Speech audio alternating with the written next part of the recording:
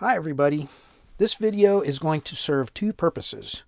Number one, I'm going to do a little demo of this meter. It is a TekPower model TP8250.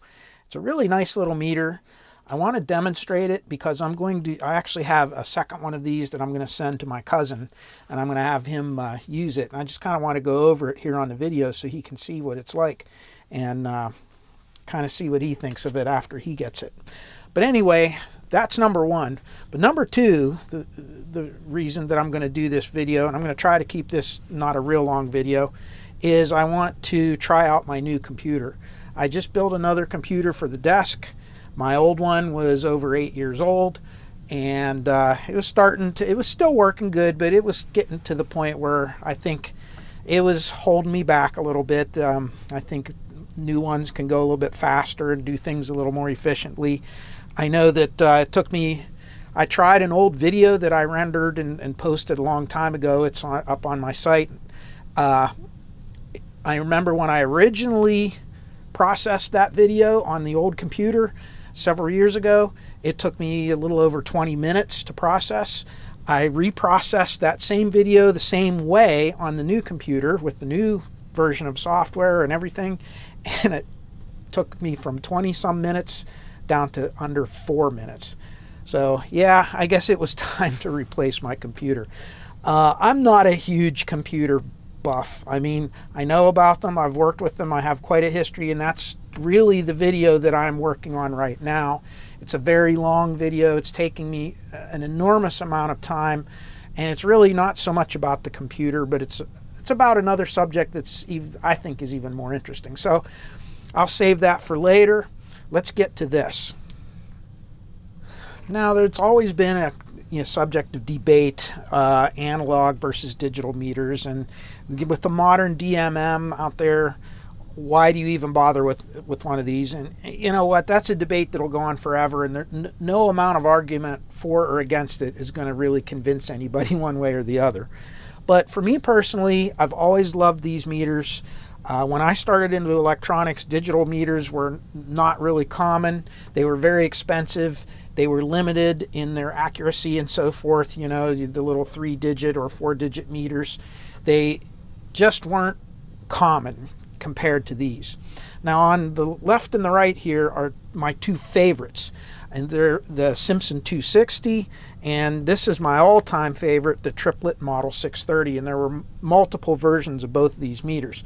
They're excellent, industrial quality, high-end meters, and they're very, very expensive. This one's a modern, got like brand new type one. This one is an original one. I have 3 of these different versions, and they're all in mint condition, but they're all very old. Just super versatile and useful, and I just like them for certain things.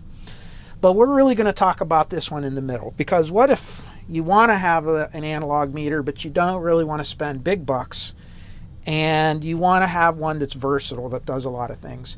And I purchased this one online. I think I got it on eBay, and it cost me less than $40. It was 30 some dollars US.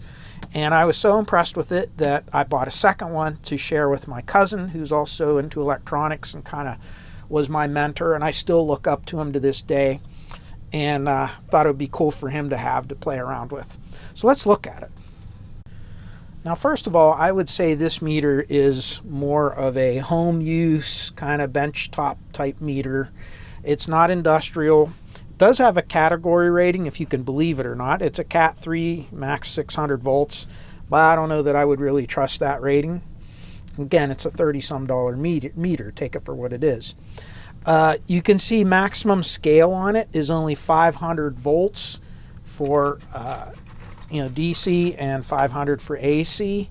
So this is not something you're going to be checking a 750 volt DC bus on a CAT scanner on.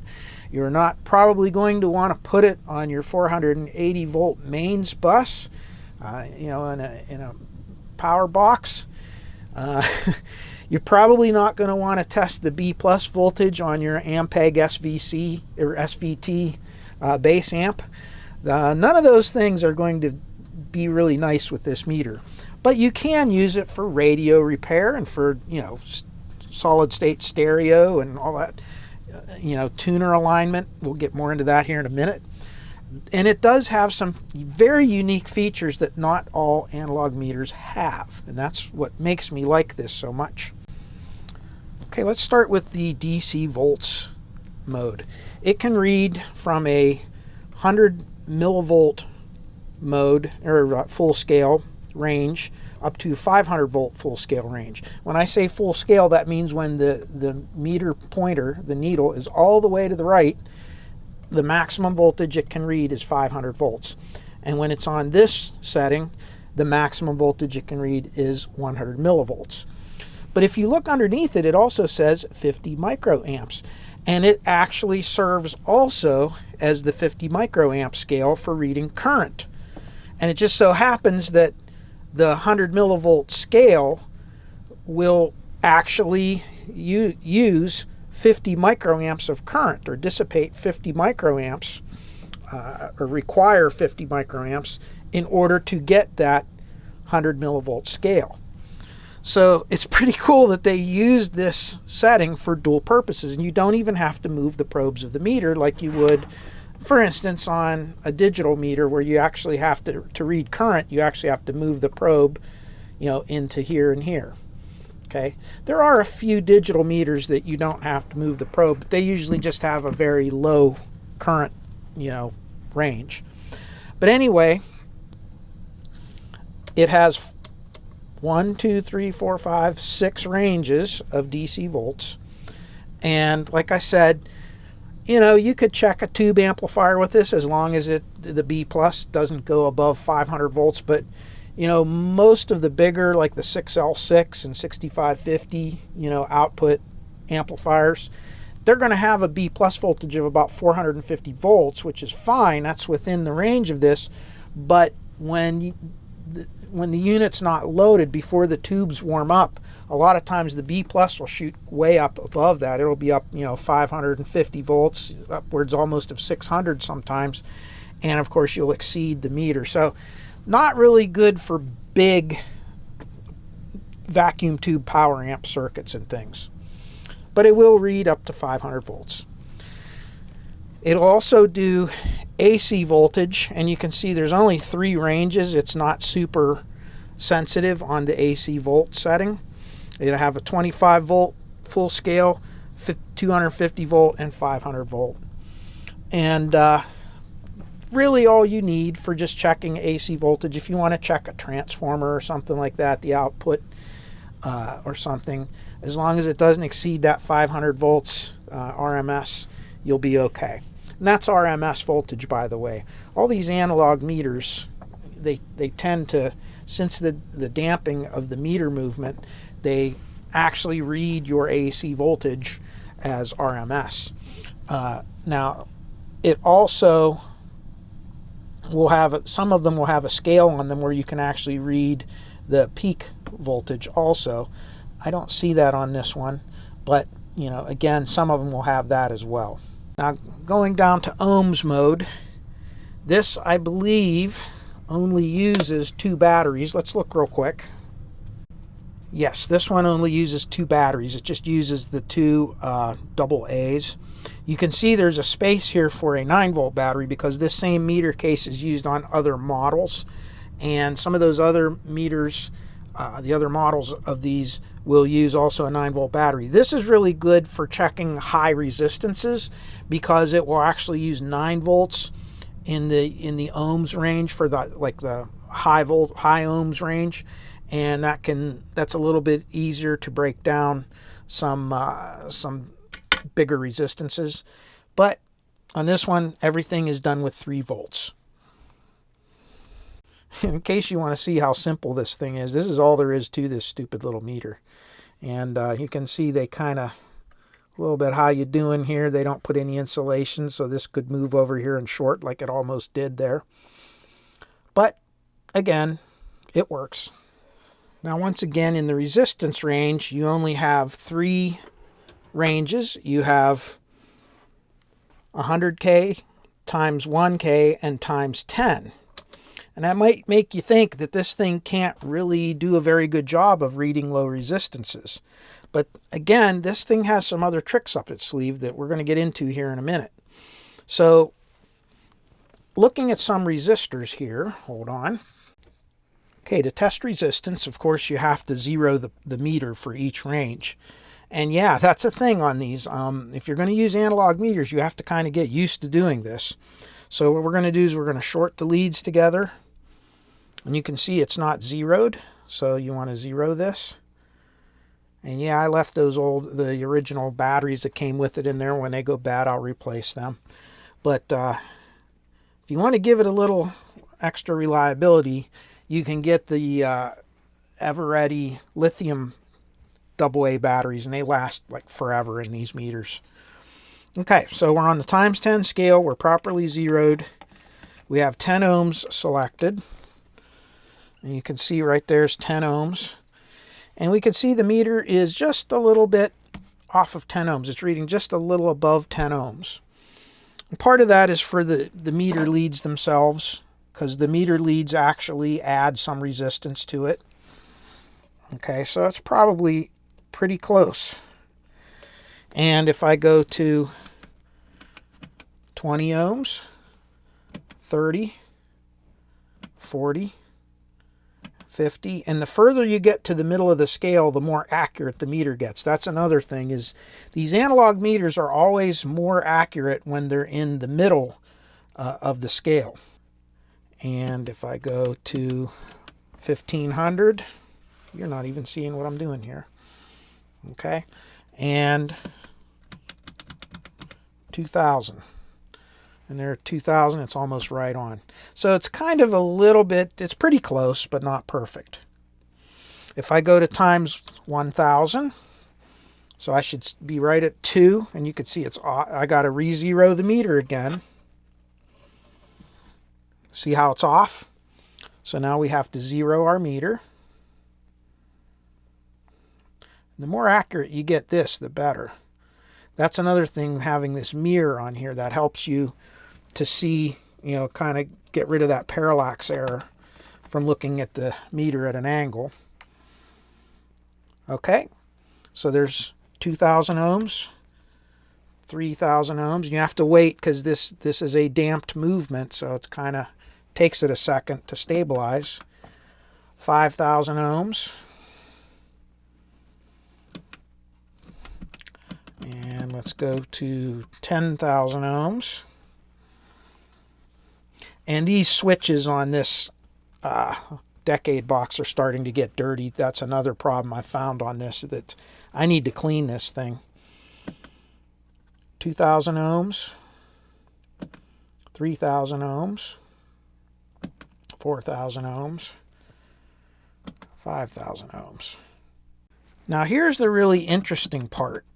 If you want to read low, less than 100 ohms, instead of having a times 1, they have this little setting called D-ohms. And what you do is you take your positive lead and you plug it up into this D-ohms, and you put it down there, and if you notice, the meter drives to the right, almost like a old style VTVM. And now it can very accurately read low resistances. So for instance, I have 0 ohms selected here, and this thing should read 0 ohms. There we go. And it's pretty close. You're actually reading the resistance of the probes and these cheap leads. And you can see they're not quite 0 ohms, right? It's about 1 ohm or so. Not quite, about a half an ohm. Actually, no, a tenth of an ohm, because this is 1 ohm right here. So here's your scale. 100 ohms would be this little infinite mark. So if I go down here, you can see that there's about 5 ohms of resistance on this thing when it's set to 0. And it's again, this thing's a little bit cooked. There's 1 ohm, 2 ohms, 3 ohms, 4 ohms, 5 ohms, and there's 10 ohms. All right, take a really accurate resistor here. This is a 1 ohm at 0.1%. And I go here, and you can see it's right on 1 ohm plus that about 0.1 ohms or so that you were seeing with the leads shorted. See that? So this is a very, very accurate meter. And again, it's also showing that this decade box is not super accurate. And that's why you don't see me using this on my videos. I actually have another one that's very accurate. This one's been around a little bit, and I think it's been abused. And I think some of the resistors have either been cooked in there, or the little switch contacts have just worn out from being switched so many times. So you can see. But with the proper and accurate resistance, you could see this thing is very, very accurate. Okay, and here's a 22K. Pretty accurate one. It's going to be off by a wee little bit, but there you go, just over the lines just on the other side of 20K. So not bad. The meter also has a continuity test and a nice loud buzzer, and it's very reactive too. So I like that. So once again, that's pretty good. Now what I don't know is if this will work on diode as a diode checker. Let's check and see that real quick. So here's a little diode. It's a Chinese, I'll call it an imitation 1N4007. And if we check the leads this way, nothing. And you can't see a darn thing, can you? There we go. Go this way, nothing. If I go this way, it reads. So it will break down a diode, and you can read diodes on this. Now I don't know, it won't tell you the voltage drop. You would have to actually use your ohms mode, and you could probably use this D-ohms like that, and you can check it this way. I have to set this meter there. If we go this way, you read nothing. If you go this way, you still read nothing. So this is actually a really high impedance input. So if I go to this and I go to times 10, if I go this way, nothing. And if I go this way, again, it'll read, and you can see the resistance for the voltage drop. So either way, it'll work that way with with the deflection, or the beeper, as you can see, works. And I don't know how far this thing can go through a through a semiconductor before the beep goes away, but it does work. Now another thing this thing can do is it can check batteries. And if you look, there is a battery good and bad indicator. See, the red is bad, the blue is good, and the question mark is battery is weak. And it'll check anything from a 1.5 volt or a 9 volt battery. And 1.5 would be the AAA, AA, C, and D cells. And this would be a 9 volt battery like this. Now you might say, why the heck do you need that? Can't I just put it on volts and check? And you can check voltage that way. But the difference is, this doesn't just check the voltage of the battery, it actually puts a load, a known load. And they actually make meters that only check batteries for that way. So here's one. It's very inexpensive. You can buy these.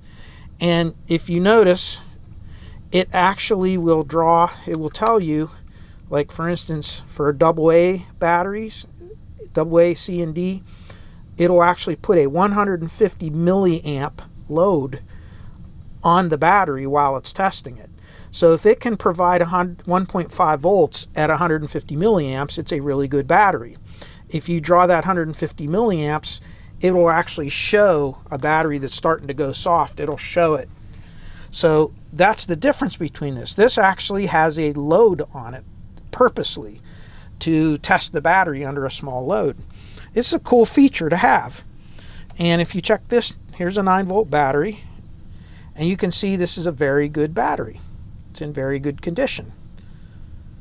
All right, and the 9-volt battery scale will read up to this 10 mark, which is 10 volts. So if you look here, your 9-volt battery, this one's reading just a little bit under 9 volts with that load on it. And this battery's been used, and it's just a cheap Dollar General carbon battery.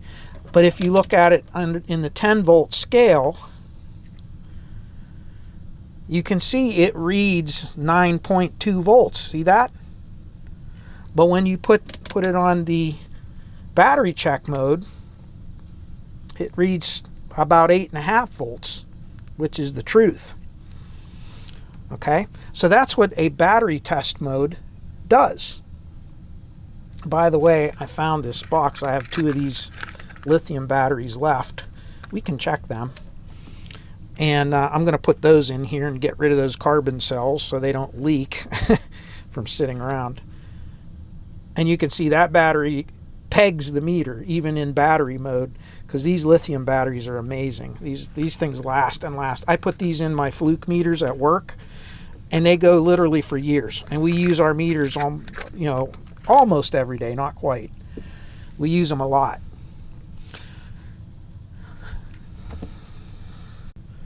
Now there's one last thing that this meter has that the others don't, okay? Besides the D-ohms mode, the battery check mode, and of course for milliamps, you would put this in series with the circuit you are testing, but remember this can only check up to 500 milliamps DC, and it only checks DC milliamps. So anything over half an amp, you're going to overload the meter. But it does have a 50 microamp scale, which I think is really cool. So it can actually read microamps. But the really cool thing is the Null meter. Now if you look, when I put it into either one of these positions, the meter drives just like in D-ohms mode, and you adjust it, and you can see there's this Null scale down here, and you can see the 0. Now it can read positive and negative voltages, and it can either do a 5-volt full scale or it can do 25 volts full scale, plus or minus. Now why would you need that? Well, some op-amp circuits that you're working on, when you're working with op-amps, they can have either a positive or a negative output depending on the input. And this makes it really easy to test not only the magnitude of the voltage, but the polarity as well. Another thing this can be used for is you can attach it to a like a discriminator circuit or a detector circuit of an FM radio, and the whole idea is you want to null it out. You want to set it to 0, and that will let you do that on this. Now this is not to be confused with an actual VTVM that can do this as well, because I don't think this is an FET meter, meaning it does have high input impedance, but it's not anywhere near the input impedance of a vacuum tube meter or an FET voltmeter. But that's a really good thing, because it'll check, if I go in the 25 volt range, regardless of what polarity. So if I go positive polarity, you can see it goes forward to that 9 volts. And if I go negative polarity, it'll read the negative 9 volts. Very, very cool. So there you go. So a meter that can do a whole lot of things, and even some things that my really expensive meters can't do. Now, is this as accurate as some of the more expensive meters? Probably not, but it's close enough for most of the things you'd be using this on. And it really is a good all-in-one meter that does a lot of things for under $40. So that's it. That's this meter. That's how it works. If you're interested in seeing more meter videos, I can do one on the, let me see here. Yes, I moved the camera so I could reach over it. We could do this EM7000, which is, again, quite different than this meter. If you remember, this thing is a regular meter, analog volt ohm meter. And if you look down here, it does tell you that 20,000 ohms per volt DC, 1,000 ohms per, or what is it, 9,000 ohms per volt AC. And what does that mean? That means that if I go into the, for instance, the 10 volt scale, okay, that means the maximum it can read is 10 volts at this range. If you take 10 times 20,000 ohms, that means that this, in this range, this will have a 200,000 ohm resistance on it. It'll read 200K. So if I put this on ohms, it will actually put a 200,000 ohm load. And there you go. See, 200K. If I go here, it'll be a 500K or half a mega ohm. I'm sorry, a 1 mega. 50 times 20K is 1 million. So give you 1 mega ohm load. See that? And if I go down to the 0.1, I'm only going to get about 2,000 ohms. You can see almost 2,000 ohms. That's what that means. Now, if you look at this meter, it does the same thing, but it doesn't tell you ohms per volt. It just says input DC volts 2.5 to 12 mega ohms.